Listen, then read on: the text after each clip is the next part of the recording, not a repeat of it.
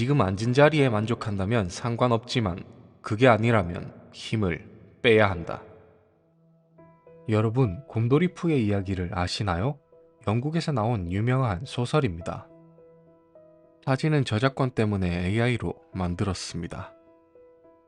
저자가 얻은 지혜를 소개하겠습니다. 토끼의 집에서 나온 푸와 피글렛이 함께 걸어가고 있었습니다. 푸가 이야기합니다. 토끼는 참 영리해. 피글렛이 대답합니다. 맞아, 참 영리해. 푸가 다시 이야기합니다.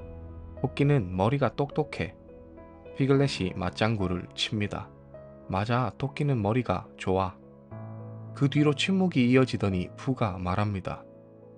그래서 토끼는 아무것도 이해하지 못하나 봐. 자기 생각에 갇힌 사람들은 눈앞에 일어나는 것을 이해하려거나 관심을 갖지 않습니다. 이런 사람들은 대부분 경직되어 있습니다.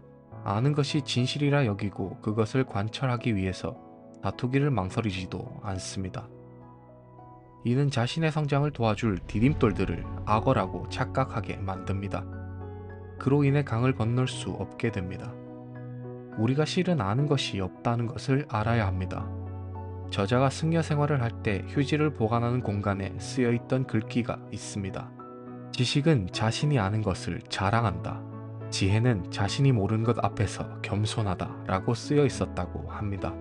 소크라테스는 내가 모른다는 것을 알고 있다 라고 했고, 노자는 아는 자는 말하지 않고 말하는 자는 알지 못한다 라고 했습니다. 내가 아는 것이 전부라고 여기면 새로운 지식을 받아들일 수 없습니다. 또한 자신의 지식이나 생각을 단정하고 확신하게 되면 다툼이 생깁니다. 내가 아는 것이 정답이어야만 내 자존감이 지켜지기 때문에 오류라고 할지라도 싸워서 이겨야 합니다. 그런 사람들의 시선은 협소합니다.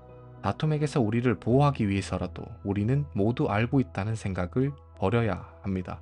내가 아는 지식의 측면과 타인이 아는 지식의 측면이 다를 수도 있는 겁니다.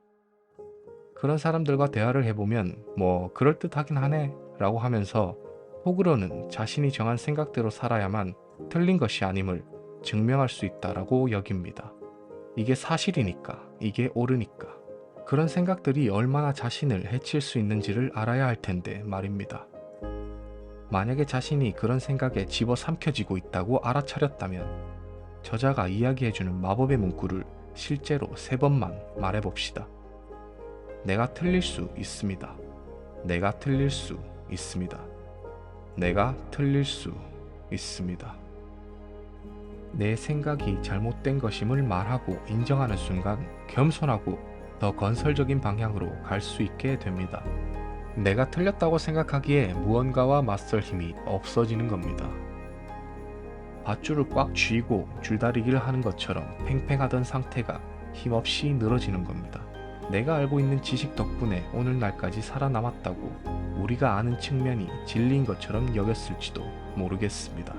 만약에 끊임없이 과거의 경험을 고수하려는 생각이 떠오른다면 생각을 의인화시켜서 얘기합시다. 가만히 좀 있어봐. 이따 얘기하자. 그리고 과거의 경험에 얽매이지 않도록 힘을 빼고 여유를 가져야 합니다. 현실이 괴로우면 생존하기 위해 과거의 지식과 경험에 더 집착하게 될 겁니다. 정말 필요한 것은 편안하게 사고할 시간입니다. 저자와 아잔차 스님의 일화를 소개합니다. 스님은 굵은 칼을 들어 보이면서 우리 정신은 어떤 면에서 이 칼과 흡사합니다. 플라스틱, 콘크리트, 유리, 금속, 나무, 돌 갖가지 것들을 마구 자르는 데 사용하게 되면 금방 날이 무뎌져서 칼의 역할을 할 수 없겠지요. 반면에 나무 자를 때를 제외하고 사용하지 않으면 칼의 역할을 제대로 할 수 있겠지요. 날이 다를 때까지 말입니다. 우리 정신을 오롯이 사용하려면 칼집에 넣어두는 시간도 필요합니다. 그렇게 한다면 여유가 생기지 않을까요?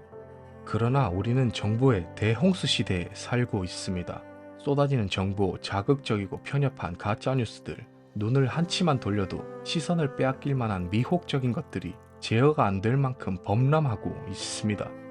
이런 정보들을 마구 받아들이는 것은 우리의 도파민을 망가뜨린다고 합니다. 오롯이 자신에게 집중해서 내 숨소리를 듣는 것조차 할 여유가 없어진다는 겁니다. 그렇게 미혹이 되면 모든 것이 외부의 이유 때문에 삶의 고락이 결정됩니다. 우리는 그곳에서 시선을 돌려 스스로 사고하는 시간을 가져야 합니다. 그렇지 않으면 우리의 칼날은 영원히 무뎌진 채로 제 역할을 할 수 없게 될 겁니다. 도파민 디톡스 챌린지가 유행하는 이유도 여유를 가질 수 없는 세상이 왔기 때문입니다. 오늘 이야기한 것을 복습해 봅시다. 첫 번째는 갇힌 사고가 성장의 기회를 뺏어가고 다툼을 불러오는 겁니다.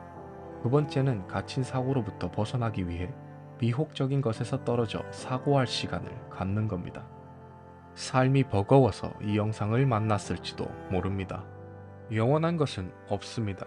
힘든 시절조차 영원히 지속되지 않는다는 것을 알고 현재를 오롯이 바라봅시다. 좋은 시절을 잡을 수 없어 참 나쁜 소식이지만 나쁜 시절을 보낼 수 있어 좋은 소식이기도 합니다. 저자는 결혼 반지에 영원하지 않음을 새겼습니다. 이 또한 지나가리라. 저는 여러분이 힘을 빼고 갇힌 사고로부터 기적이 들어올 공간을 남겨두었으면 합니다. 무언가에 확신하고 단정 지으면서 평생을 부딪힘으로 괴롭힘 당하지 않았으면 좋겠습니다.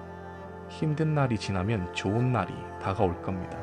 다 시기가 있습니다. 유채꽃과 코스모스가 피는 시기가 다른 것처럼 말이죠. 자기계발이나 시집, 고전 문학 등에서도 생각할 것이 있으면 가지고 오겠습니다. 앞으로도 함께 해주실 수 있으실까요? 긍정의 흔적이었습니다. 감사합니다.